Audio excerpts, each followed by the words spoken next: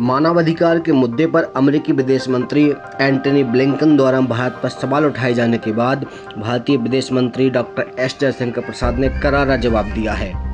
जयशंकर प्रसाद ने कहा, हमें नसीहत देने से पहले अमेरिका को अपने गिरेबान में झांकना चाहिए। 2+2 की बातचीत में मानवाधिकार कोई मुद्दा ही नहीं है। Human rights issue.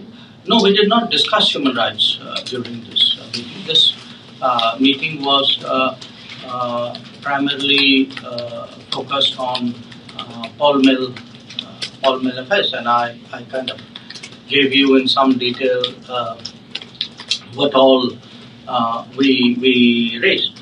Let me put it to you this way, so that there's clarity about where we stand on this matter. Look, people are entitled to have views about us, but we are also equally entitled to have views about their views and about the interests and the lobbies and the vote banks which drive that.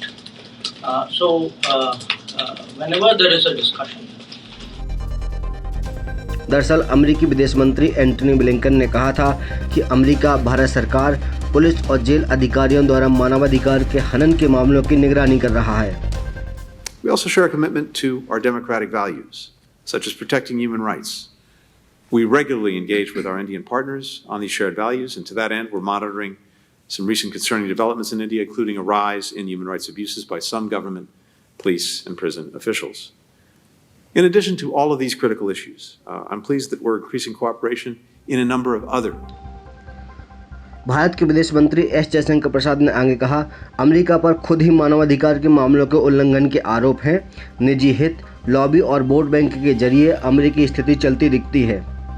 अगर मानवाधिकार पर चर्चा होगी तो भारत चुप नहीं रहेगा।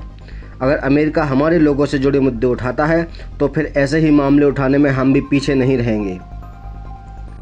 लोगों को हमारे बारे में विचार रखने का अधिकार है, तो हम उनकी लॉबी, वोट बैंक के बारे में विचार रखने के हकदार हैं। हम मितभाषी नहीं होंगे।